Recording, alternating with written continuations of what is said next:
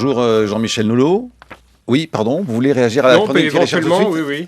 Peut-être si vous voulez, allez-y, je vous en prie. Dire juste un mot sur la fragilité des pays émergents. Je crois qu'il y a une chose qu'on mentionne assez peu en réalité, c'est le fait que la Chine, qui était un pays qui n'était pas du tout endetté, avant la crise de 2007-2009, en fait a été tenu du fait de la crise occidentale à un plan de relance massif. Au mois de novembre 2008, une politique monétaire de création de liquidités très importante et qu'aujourd'hui, elle se retrouve très endettée.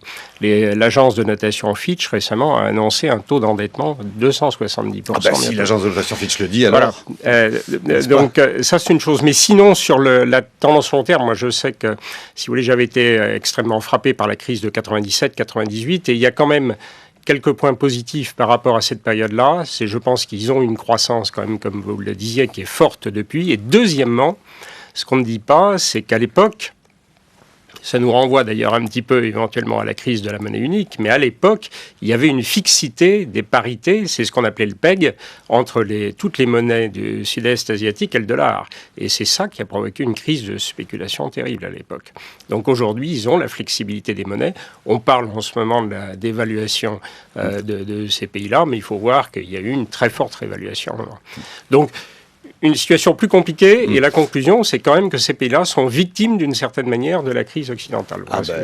Oui, tout se tient, on n'est pas si loin de votre sujet, au fond, Jean-Michel Nolot, puisque cette crise-là, justement, ça fait déjà plus de 5 ans que nous ne parlons que d'elle, économique, financière, monétaire, américaine, européenne, donc mondiale. Elle a jeté cette crise par terre, nombre de certitudes, a suscité dans son sillage une foule de déclarations plus contrites et vertueuses les unes que les autres sur la moralisation du capitalisme. Nous annoncions il y a déjà au moins 5 ans la fin du culte de l'argent. Or, aujourd'hui, alors que le shutdown américain fait planer la menace d'une réplique, rien ou si peu, selon vous, semble avoir été fait. Pourquoi? Qu'ont fait et que peuvent les partis politiques et les hommes politiques tout court, les dirigeants?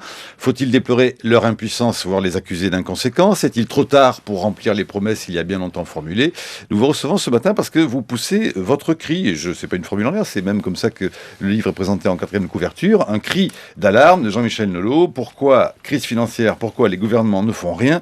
Un banquier sort du silence. Donc ce livre n'est pas écrit par un anonyme d'Occupy Wall Street ou un indigné de Madrid, mais bien par un banquier. D'ailleurs, je voudrais vous interroger une seconde quand même sur vous, quand même, Jean-Michel Blanquer. Vous avez été banquier pendant 37 ans, vous êtes membre du collège de l'autorité des marchés financiers, la très redoutée AMF 2003, et vous y avez présidé notamment la commission des émetteurs, puis la commission des marchés. Et on sent que vous avez quelques scrupules à vous livrer, à pousser ce cri dans le livre. Vous dites: je parle en mon nom personnel.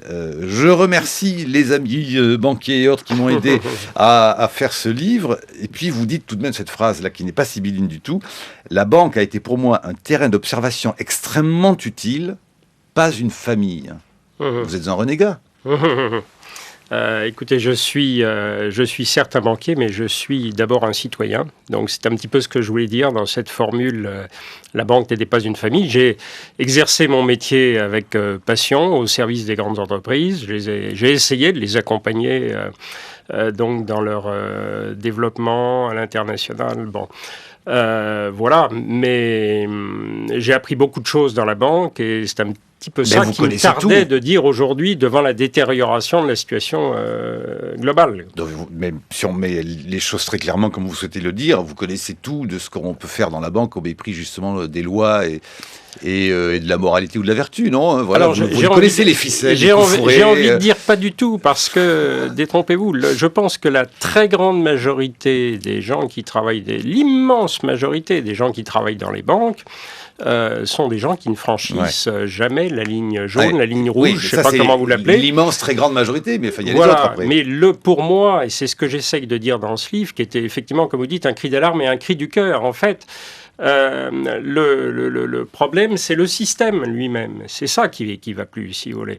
À partir de 2007-2009, moi, j'ai été tellement marqué par cette crise que j'ai pensé vraiment que c'était tout le système qu'il fallait changer. Il y a le problème de fond, quel je vais système vous dire. Bancaire, politique, les deux choses conjointes. Le problème de fond. Vous savez, Galbraith disait, Oui. quand il parlait de la crise de 1929, il énonçait toutes les raisons de cette crise et il mettait en premier lieu, et d'une manière très nette, les riches. Il disait, en fait, c'est une catégorie de la population qui a tiré tout le système pendant la dizaine d'années, voilà, les années 20, et qui fait que toutes les décisions dans la société américaine, y compris d'ailleurs les décisions à l'époque de la Banque centrale américaine, ont été dictées par une catégorie de la population, par le fait de servir certains intérêts financiers. Et pour moi, aujourd'hui, je ne suis pas un marxiste, mais il est clair que si on a un écart très important entre le discours des hommes politiques et ce qui se passe réellement, eh bien, c'est dû à la pression des lobbies, mais à quelque chose de beaucoup plus important. C'est une pression, comme vous le disiez dans votre introduction, c'est le culte de l'argent, hein, qui a été dénoncé d'ailleurs aussi bien par des libéraux que par des gens progressistes, par des marxistes, etc.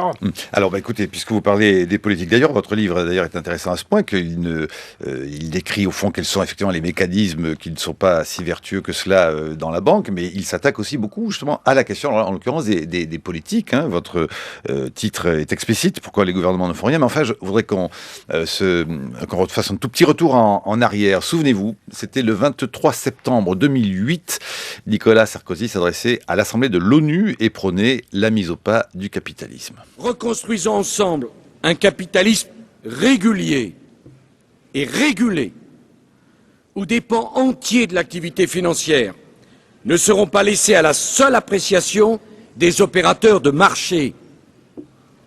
Reconstruisons un capitalisme où les banques feront leur métier. Et le métier des banques, c'est de financer le développement économique, ce n'est pas d'alimenter la spéculation. Reconstruisons un capitalisme où les règles prudentielles s'appliqueront à tous et serviront à prévenir et à amortir les crises au lieu de les aggraver. Construisons un capitalisme où les agences de notation seront contrôlées et sanctionnées lorsque ça sera nécessaire, où la transparence des transactions remplacera l'opacité. L'opacité est telle qu'aujourd'hui, on a du mal à comprendre même ce qui se passe. Voilà, nous étions donc là le 23 septembre 2008. 4 ans plus tard, c'est la campagne électorale. Écoutez François Hollande à Rouen le 15 février 2012. Les activités des banques utiles à l'investissement et à l'emploi seront séparées des activités spéculatives pour qu'il n'y ait aucun risque de contagion. Aucune banque française ne pourra plus avoir d'activité dans les paradis fiscaux et les produits financiers toxiques qui, hélas, demeurent encore aujourd'hui et qui enrichissent les spéculateurs seront purement et simplement interdits. Les stock-options seront supprimés. Les bonus seront encadrés. Voilà, François Hollande à Rouen le 15 février 2012, et on se souvient de la formule fameuse de mon ennemi, c'est la finance. Donc rien ne s'est passé du tout, parce que regardez, là c'est clair quand même, on voit l'engagement, la détermination de deux hommes politiques certes différents, mais qui va au fond dans le même sens, hein, nous ferons rendre gorge au capitalisme. Mais j'ai envie de dire, Jean-Michel Nolot. Ce sont deux discours merveilleux, extraordinaires. Hein. On peut que les partager, mais on est tenté de dire également, comme Dalida, parole. Parce que, effectivement, qu'est-ce qu'il en reste ? La feuille de route du G20, qui était pour moi le premier rayon de lumière, en fait, dans une crise j'ai été persuadé jusqu'à la fin du mois de mars 2009 qu'on était dans les années 30. Et puis est arrivé le G20 le 2 avril 2009, en réalité à Londres. Il y a un certain nombre de chantiers très précis qui avaient été déterminés. Les réformes, on en dira probablement un mot tout à l'heure, mais elles sont faciles à faire. Vous avez des propositions, mais ça nous convaincu. tout à l'heure. Oui, vous savez, sur chaque chantier, vous avez d'autres mesures. Bon, Qu'est-ce qu'il en reste 5 ans après, déjà 5 ans après? J'évalue dans mon livre le parcours de la feuille de route, si vous voulez, aux États-Unis à peu près au quart, et encore en étant très généreux, et en Europe à peu près au tiers. Bon. Donc, on voit bien qu'il y a un écart très important. Et toutes les raisons de cette bulle spéculative dans laquelle on baigne depuis 20 ans, eh bien, demeurent. Parce que les banques centrales continuent à alimenter le système avec une création monétaire très très importante. Les liquidités qui sont créées par les banques centrales, où vont-elles? Elles vont un petit peu dans l'économie réelle, mais un petit peu seulement. Elles vont un petit peu replacer auprès des banques centrales, et puis elles vont dans les actifs financiers. C'est mathématique, c'est aussi simple que ça. Oui, mais alors attendez, Jean-Michel Nolot, la faute quoi? À nos gouvernants? Ce que nous avons élus, qui nous ont promis, qui feraient et ne feront pas? Il y a, encore une fois, je pense que c'est le système, donc j'ai pas envie d'aller chercher les responsables, mais si on est un petit peu plus précis, on peut dire que la faute depuis 20 ans, elle est du côté des banquiers centraux qui ont créé cette masse monétaire. Aux États-Unis, en 15 ans, les liquidités ont été multipliées par 7. En Europe, depuis 10 ans, par 4. Bon. Et en face de cela, vous avez la responsabilité des gouvernements, des dirigeants politiques, qui, on le sait très bien, depuis 25 ans, ont abandonné toutes les règles qui protégeaient le système. Donc vous avez un afflux de liquidités et en face, plus de digues. Et on reconstruit ces digues d'une manière extrêmement lente. Et c'est ça qui est vraiment très, très, très terrifiant. On a vu quand même depuis quelque temps, ça et là, des réformes qui se sont engagées, notamment sur la séparation des activités des banques, dont certains banquiers, d'ailleurs, ont applaudi, s'inquiétant le fait qu'ils applaudissent. On s'est rendu compte qu'ils applaudissaient parce qu'au fond, ils ne réformaient pas grand-chose, effectivement, cette fameuse réforme de séparation des activités. Est-ce que vous voulez dire que les gouvernants, finalement, eux, sont autant responsables des blocages que l'on connaît aujourd'hui que les banquiers ou les lobbies financiers eux-mêmes? Tout à fait, mais ces réformes, si vous voulez, elles se font à un rythme très lent, et lorsqu'elles se font, je vais vous prendre deux exemples aux États-Unis, lorsqu'elles se font, on n'est même pas sûr qu'elles entrent en application. Regardez, alors là, c'est plus le domaine de la finance, mais un exemple américain qui est pour moi quand même très frappant actuellement, c'est Obamacare. C'est la couverture, l'assurance maladie universelle. Quand même quelque chose qui existe en France depuis 70 ans. Bon, elle a été votée il y a 1 an, et là, on voit bien l'obstruction d'une minorité. Et derrière, il y a les intérêts financiers. Pour qu'elle n'entre pas en application, c'est quelque chose d'ahurissant. Il y a un autre exemple, alors dans le domaine financier, c'est ce qu'on appelle la Volcker Rule. L'ancien gouverneur de la Banque centrale américaine, Paul Volcker, avait rédigé un texte de 30 pages qui était très clair, qui interdisait l'activité spéculative des banques. Après discussion au Congrès américain, ce texte, ça fait 300 pages. D'ailleurs, Volcker l'a expliqué en disant c'est l'action des lobbies. Bon. Eh bien, ce texte qui a été terriblement amoindri, eh bien, il y a 3 ans qu'il a été voté, il n'est toujours pas en application. Et récemment, le secrétaire au Trésor américain a déclaré qu'on n'arrivait pas à se mettre d'accord avec les parties prenantes et que si on n'y arrivait pas, on passerait à autre chose. Donc, vous voyez, c'est vous dire la difficulté des réformes. Au niveau européen, on a souvent de bons textes qui sont présentés par le commissaire européen. Ensuite, il y a ce qu'on appelle le trilogue, une discussion avec le Parlement européen et les gouvernements. Le Parlement européen, de temps en temps, durcit certaines positions, c'est arrivé, de temps en temps. Mais sinon, il faut bien voir que c'est les lobbies qui interviennent. Et au niveau des gouvernements, là, c'est un vrai travail de démolition. C'est ce que je dis dans mon livre. Ce qui est très intéressant dans votre livre, et les gouvernements sont divisés entre eux, en plus, ce qui ne facilite pas les choses. Ce qui est très intéressant et on ne saurait être plus clair dans votre livre, c'est que vous dites au fond quand même que le problème est de toute façon d'abord et avant tout aux États-Unis, je vous cite, entre guillemets, le problème est d'abord aux États-Unis, et contrairement à ce que l'on a beaucoup entendu ça et là, pas nécessairement chez les pigs, qu'on a accusé de tous les maux, pas nécessairement en Europe, pas au départ nécessairement de la faute des pays du Sud qu'il était courant de dénoncer comme dépensiers, mais non, c'est bien pire, la question vient des États-Unis. Jean-Michel Nolot. Effectivement, ça fait 40 ans qu'on est en face quand même de la crise américaine. Et on l'oublie. D'ailleurs, l'Europe n'aurait pas la crise de l'euro. On pourrait attendre de l'Europe qu'elle s'exprime un peu sur le sujet, tout de même, parce que l'Amérique vit à crédit depuis 40 ans. Ça, c'est un fait qui est reconnu. Avec qu'est-ce qui se passe aux États-Unis? Vous avez une économie réelle qui est complètement déréglée, avec une absence d'épargne, une dette, on parle de la dette en Europe, aux États-Unis, elle est beaucoup plus importante. La dette publique aux États-Unis, quand vous comparez avec des données qu'on utilise en Europe, c'est 125 à 130% aujourd'hui. Parce qu'il faut tenir compte des collectivités locales, il faut tenir compte des États. Donc il faut comparer les choses comparables, beaucoup plus importantes. Nous, on est à 92% en Europe. Bon, vous avez des déséquilibres de la balance commerciale, etc. Tout ça est financé, en fait, par l'extérieur. Et les Américains, en plus, exportent leur crise vers le reste du monde. Donc c'est une situation qui est inacceptable, mais qu'on voit se développer sous nos yeux depuis 40 ans. À 7h55, le préambule de la partie débat des matins avec Brice Couturier. Bonjour Brice. Bonjour Marc. Oui, la question que j'aimerais vous poser, Monsieur Nolot, c'est si les banques ont pu être sauvées par les États qui en avaient les moyens, qui sauvera les États si les banques centrales elles-mêmes sont gravement fragilisées, comme vous venez de nous l'expliquer? Voilà, ce sera le débat de tout à l'heure. Jean-Michel Nolot, crise financière, pourquoi les gouvernements ne font rien? Un banquier sur du silence aux éditions du Seuil. Tout à l'heure, vous avez dit, je ne suis pas marxiste, mais quoi? Mais je suis citoyen, voilà, et je veux surtout pas mêler la politique à ce débat qui est purement économique, mais qui prend une dimension, effectivement, c'est au lecteur de conclure, sur le plan politique. Alors, vous retrouvez 8h16, c'est l'heure de votre chronique, Brice Couturier. Oui, bonjour Marc, bonjour Monsieur Nolot, chers auditeurs. À quoi servent les banques?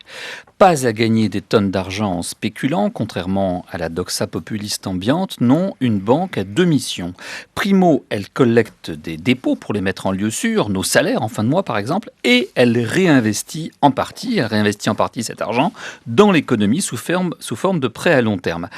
À l'industriel, par exemple, qui a besoin de machines neuves, ou au particulier qui veut devenir propriétaire de son logement. Secundo, les banques trient les demandes de prêts en fonction des risques présentés par les emprunteurs et elles fixent sur cette base les taux des emprunts qu'elles acceptent de consentir. Autre mythe à dégonfler, celui de la financiarisation de l'économie qui serait la caractéristique du capitalisme contemporain et plus particulièrement depuis la dérégulation de l'activité financière intervenue, comme on sait, aux États-Unis et en Grande-Bretagne dans les années 80. La thèse de la financiarisation du capitalisme, qui passe pour d'une grande nouveauté par ici, ou dans certains milieux, en tous les cas français, est presque aussi vieille que le marxisme lui-même.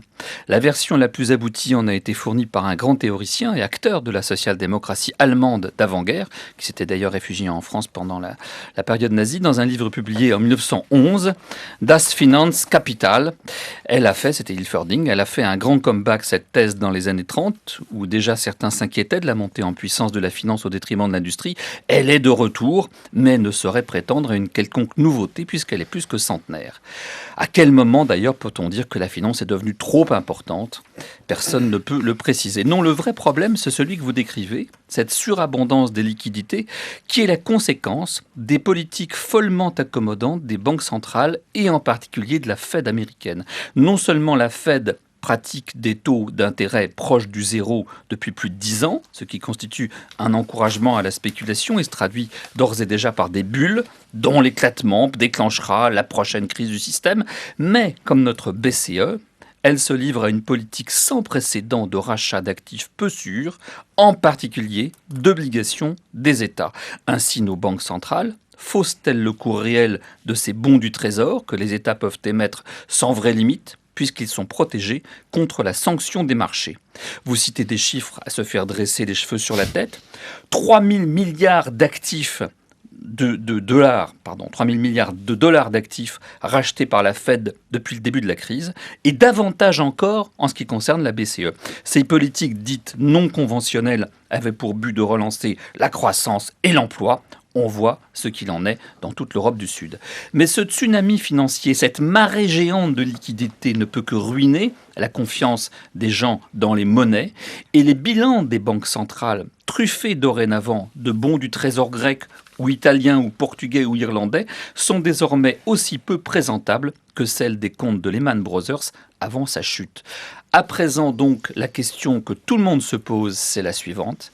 Si les banques ont pu être sauvées par les États qui en avaient les moyens, Qui demain sauvera les États si les banques centrales elles-mêmes se trouvent gravement fragilisées? La chronique de Brice Couturier sur franceculture.fr. Réponse à la question, Jean-Michel Nolot. En vous écoutant, je pensais à une réflexion toute récente de Warren Buffett, le milliardaire américain, là, qui est un très grand investisseur sur le marché américain, et qui a dit, il y a, je crois, une quinzaine de jours, que la Banque centrale américaine, la Fed, était devenue le premier hedge fund et de très loin dans le monde. Alors, quelle est la situation aujourd'hui des banques centrales aux États-Unis? Quand on regarde le bilan de la Fed, on voit que 90% en fait, des actifs, effectivement, ce sont des créances hypothécaires et puis des obligations d'État qui ont été rachetées sur le marché. Et en Europe, c'est un petit peu différent parce que BCE ne peut pas racheter directement, enfin, encore que le président de la Banque centrale européenne dise le contraire, mais en principe, du fait des traités, ne peut pas aller racheter directement de la dette souveraine. Eh bien, et je trouve qu'on en parle assez peu, le système qui est mis au point, c'est de faire racheter ces dettes souveraines par les banques. Il y a des chiffres qui sont actuellement très préoccupants.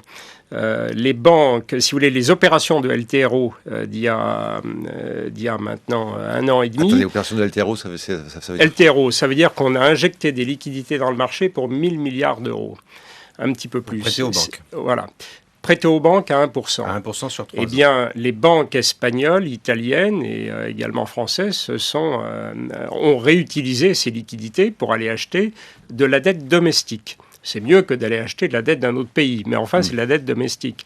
Aujourd'hui, d'après les chiffres qu'on a, je les cite dans mon livre, j'ai recoupé des chiffres, les dettes souveraines détenues par les banques espagnoles et italiennes, c'est entre 20 et 30% du PIB. En France, c'est de l'ordre de 8%. Aux États-Unis, c'est moins de 2%. La vocation d'une banque, c'est pas de détenir la dette souveraine. Il n'y a pas de raison qu'il y ait de la dette souveraine dans les salles de trading.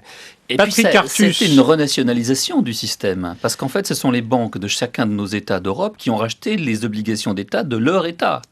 Donc, quelque part, c'est aussi un démantèlement de l'esprit communautaire européen. Oui, alors là, je ne sais pas si vous avez lu effectivement ce que je dis dans mon livre là-dessus, c'est que c'est plutôt une bonne chose de renationaliser parce que, en cas de choc, on évite le risque systémique. Dire aujourd'hui qu'une dette française et une dette italienne ou une dette allemande, c'est pareil, effectivement, si on a un système de la monnaie unique qui marche très très bien, c'est vrai.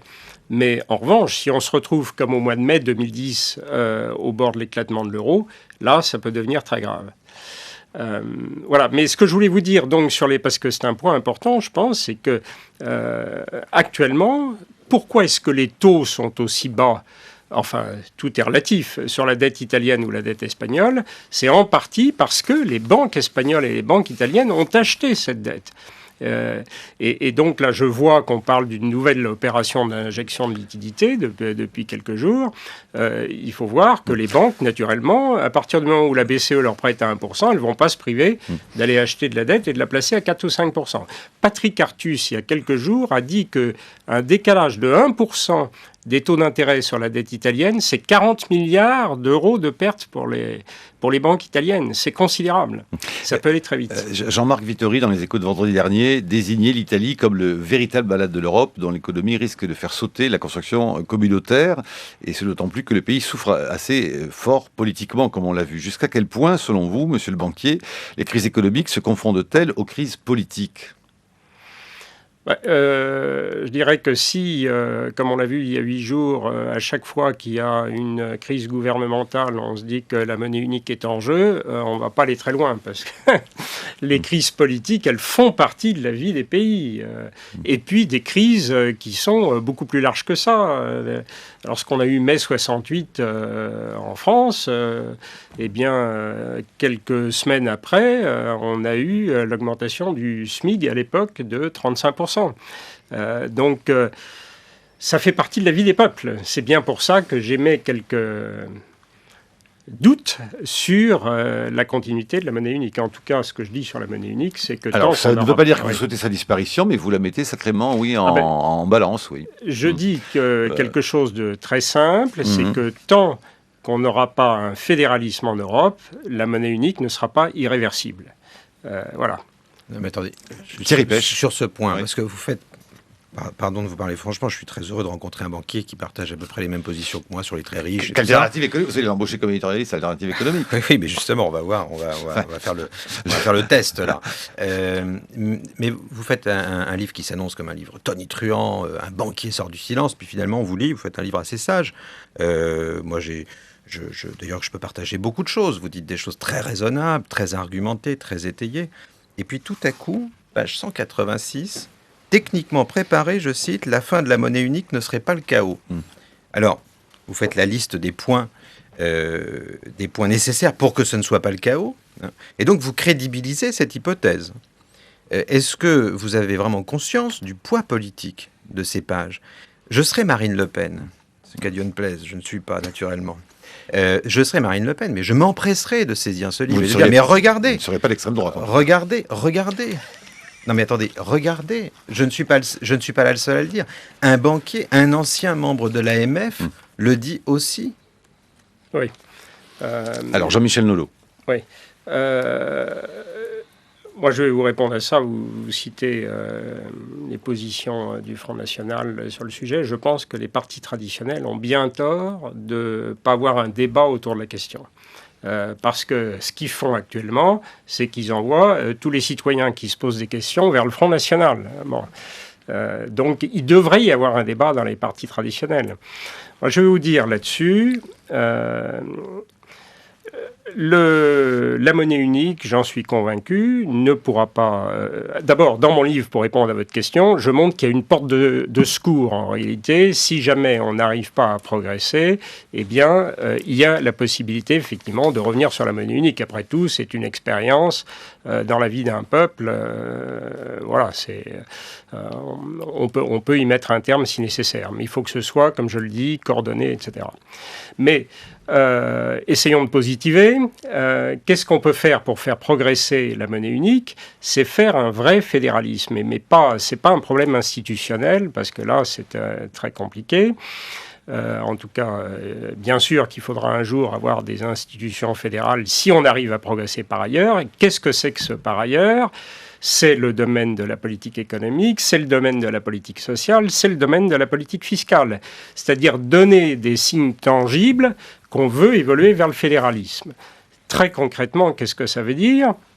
Ça veut dire que dans le domaine de la politique économique, eh bien, aujourd'hui, la France fait des efforts pour essayer d'équilibrer ses comptes publics. L'Allemagne a des comptes équilibrés. Normalement, une vraie coopération européenne de type fédéral, ça veut dire que l'Allemagne devrait relancer la croissance. La France n'a aucune chance d'équilibrer ses comptes s'il n'y a pas un petit peu de croissance. C'est l'absence de croissance, la croissance zéro depuis 5 ans, qui explique les déficits publics. Dans le domaine social, c'est pareil. Quand vous voyez... Je ne comprends pas, personnellement, cette espèce de béatitude qu'ont un certain nombre de dirigeants pour le modèle allemand. Ça me rappelle un petit peu dans les années 70, lorsqu'on avait eu une béatitude devant le modèle américain, le défi américain. Bon, on a vu ce que ça devenait après. Je vous suis complètement sur ces arguments. Naturellement, vous me caressez dans le sens du poil, si j'ose dire. Mais vous allez voir jusqu'au je vais aller. Non, mais je vous en supplie, arrêtez-vous là pour le moment. Non, juste j'ai le sentiment que vous vous efforcez, mais vraiment à toute force, hein, tout au long de ce livre, à regarder le verre à moitié vide. Je vais le regarder à moitié plein. L'Europe a fait des pas qui, à l'échelle de son rythme naturel, sont des pas de géant depuis le début de cette crise. On peut considérer que l'union budgétaire, par exemple, a fait un pas en avant, sérieusement. L'union bancaire, on n'en parle pas ce matin, mais c'est un point... Bon, elle est actée dans son principe depuis juin dernier. Il y a encore beaucoup de choses à faire, naturellement, mais regardez ce qui s'est passé. À l'échelle des 10 ans qui ont précédé, où il ne s'était rien passé, c'est fantastique. Donc, et sur les autres chantiers, on a envie de vous dire la même chose. Sur les paradis fiscaux, mais jamais on n'aurait imaginé une telle unité internationale. Bon, donc... Est-ce que vous ne vous efforcez pas de regarder les choses du mauvais côté ? Jean-Michel Nolot. Là, j'ai un point de désaccord. Quand vous dites qu'on a progressé depuis quelques années, moi, j'ai vraiment le sentiment que l'idée européenne recule. Et moi, je suis très européen, hein, j'en souffre terriblement. Mais regardez toutes les enquêtes d'opinion. On mélange tout, donc l'idée européenne recule. On mélange le problème de la monnaie unique avec le problème de l'Europe. Si je peux vous rassurer, Thierry, sachez quand même qu'en septembre dernier, Jean-Michel Nolot avait signé une tribune dans Le Monde évoquant les fameux problèmes liés à l'instauration précoce, je me souviens de la monnaie unique, et vous écriviez, je vous cite, il faut encore tout faire pour sauver cette monnaie unique, que l'on croit encore à la monnaie unique ou que l'on n'y croit plus, il faut tout faire pour la sauver. Voilà, parce que je pense que la priorité, c'est de bien gérer le risque systémique en cas d'éclatement de la monnaie unique. Je reviens à ce qu'on disait tout à l'heure. On ne peut pas, comme ça, si un jour la crise s'aggrave, on ne peut pas décréter que la monnaie unique n'existe plus, la fleur au fusil. C'est une opération qui se prépare au moins aussi sérieusement qu'on a préparé sérieusement l'entrée dans la monnaie unique. Mais vous voyez, pour positiver, voir le verre à moitié plein, comme vous le disiez, je reprends ce que j'étais en train de vous dire sur le plan de la politique sociale. Le modèle social allemand, le modèle social européen, il ne se situe pas du côté de ces politiques qui consistent à payer la moitié du SMIC, 4 millions de travailleurs au minimum en Allemagne. Sans compter tous ces travailleurs qui viennent d'Europe centrale, d'Europe orientale, et qui sont payés, dit-on, 3-4 euros. Donc elle est là aussi, la compétitivité de l'industrie allemande. Si vous voulez restaurer la compétitivité de l'industrie française, il faut que chacun fasse un pas. Je ne pense pas que ce soit de la politique, une immixtion dans la politique intérieure, de poser le problème de l'instauration d'un salaire minimum en Allemagne. Je pense que ça fait partie du modèle social européen et c'est une question qui devrait être sur la table. Voilà. Alors, Stéphane Rosès. Oui, ce qui est troublant, Monsieur Nolot, c'est de voir à quel point des personnes qui ont été en responsabilité, ou en tout cas au cœur du système, comme vous, mais comme quelques autres, ou si j'ai en tête, il y a plusieurs années, il était sur un tout autre registre que vous, comme Soros, n'est-ce pas, nous disent, nous allons à la catastrophe et où les constats sont assez communs sur la difficulté finalement ou la lenteur de réaction ou en tout cas au bon niveau des politiques et des gouvernants. Votre livre et là la discussion porte essentiellement du point de vue de la relation entre le monde de la finance, de l'économie et le monde politique. Mais est-ce qu'il n'y a pas une part dans ce qui advient qui provient des sociétés elles-mêmes? Est-ce que dans, je dirais, l'hypertrophie de la finance, il n'y a pas une mécanique des sociétés elles-mêmes où, dans les pays capitalistes traditionnels, il y a une demande exponentielle à sans cesse plus produire, alors même que ces pays créent moins de richesses? Voilà, est-ce que la cette question. dynamique n'est pas celle-là également? Les processus d'endettement des ménages, vous avez parlé tout à l'heure de la situation des États-Unis, la crise des subprimes. Oui, moi je partage pas tellement cette idée parce que je pense que le problème est plus simple que ça. Le problème, c'est un espèce d'aveuglement, parfois par incompétence d'ailleurs, des dirigeants politiques pour ce qu'on appelle la dictature des marchés. C'est beaucoup plus ça, moi je trouve, qui nous met dans cette situation aujourd'hui. Et personnellement, ça me donne l'occasion de faire un petit développement sur ce que c'est que la dictature des marchés en tant qu'ancien banquier. Je pense que c'est une réalité à un instant donné, ça fait aucun doute. Un gouvernement qui prend une mesure qui va déplaire au marché, effectivement, dans la seconde qui suit, les capitaux s'en vont. Ça ne fait pas de doute. Mais ce que j'essaye d'expliquer dans mon livre, c'est que l'on peut mettre fin à cette dictature des marchés. Si vous voulez, je compare dans mon livre la finance internationale à une grande centrale nucléaire qui brasse des capitaux de plus en plus considérables. On l'a évoqué tout à l'heure, c'est les créations de liquidités, qui utilise des produits souvent dangereux, des espèces de matières fissiles, et puis qui est connecté à toute l'économie internationale. Eh bien, j'ai une certitude, vraiment, qui est bien ancrée, c'est qu'avec des mesures très précises, on peut neutraliser cette centrale. Donc, alors lesquels, je comprends très bien ce que vous dites sur la mondialisation, mais je pense qu'il faut... un exemple mon analyse, c'est qu'il faut bien séparer les problèmes. G20, quoi. Un exemple concret, Jean-Michel Nolot. De mesures qu'on peut prendre. Oui. Eh bien, écoutez, j'en ai tant que de chantiers, c'est-à-dire il y a une douzaine de grands chantiers. Prenons les matières premières, par exemple. Matières premières, on a vu en 2008 ce qui se passait. Juste un bref rappel, le prix du pétrole double en l'espace d'un an, et puis ensuite qui s'effondre, qui est divisé par 3 en l'espace de quelques mois. Le riz, le sucre, toutes les matières premières évoluent dans la même direction, montent, descendent, etc., quelle que soit la demande réelle. Donc on sait qu'il y a les matières premières, 85% des interventions sont le fait de financiers. Les produits dérivés sur matières premières, c'est l'équivalent de 30 fois les transactions réelles. Bon, on n'a absolument rien fait depuis. Aux États-Unis, on a envisagé une mesure assez simple, alors venons-en aux mesures, qui est de limiter les positions spéculatives. Eh bien, un tribunal, le tribunal de New York, a suspendu les mesures dès le lendemain. En Europe, la Commission propose actuellement de limiter les positions. Malheureusement, les États sont en train de démolir cette proposition. Qu'est-ce qu'on pourrait faire ? Limiter les positions spéculatives, obliger les intervenants à rendre public toutes les semaines, comme l'avait proposé la Commission, leur position. Je peux vous dire qu'ils n'aiment pas beaucoup ça. Donc, ce sont des mesures très concrètes. Mais, à la limite, si on n'y arrive pas, moi, je pense qu'on peut revenir à la situation d'avant 92. N'oublions pas qu'à la suite de la crise de 29, on avait interdit aux financiers de venir sur les matières premières.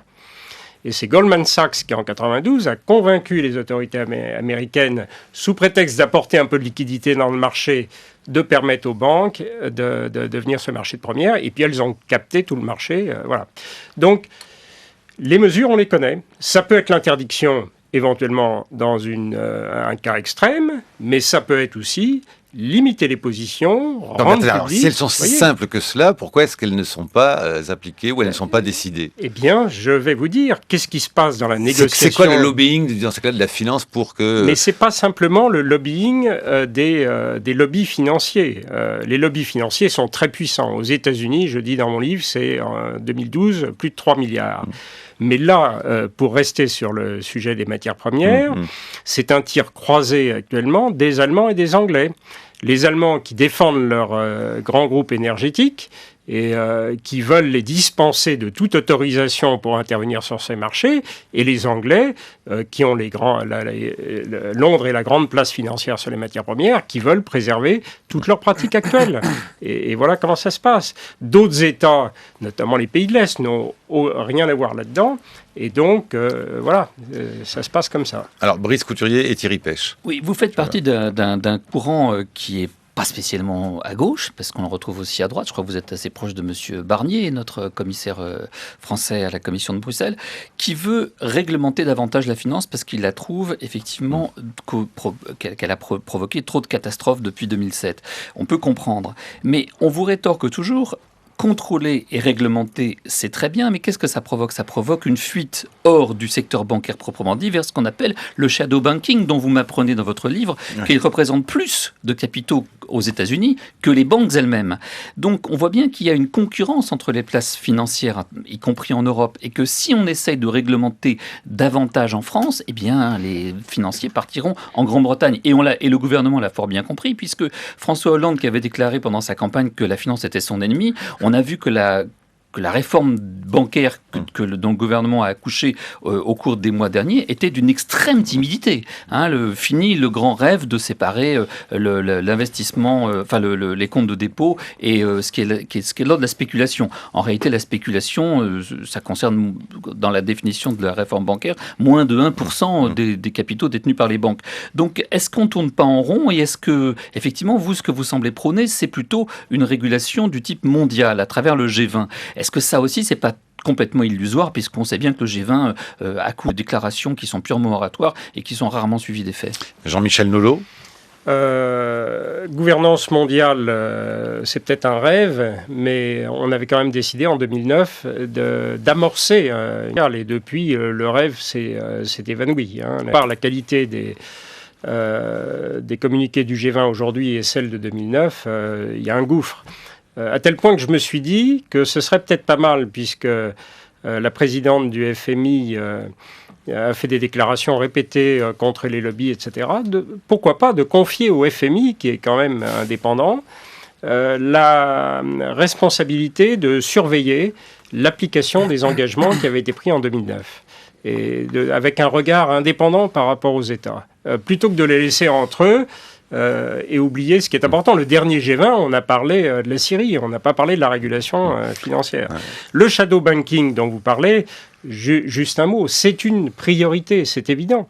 Je dis dans mon livre... Vous nous dites ce que c'est que le shadow banking, pour ceux qui ne l'auraient pas encore... Le shadow banking, c'est ce qu'on appelle les finances de l'ombre, c'est-à-dire toute la finance qui n'est ou pas réglementée ou très peu réglementée.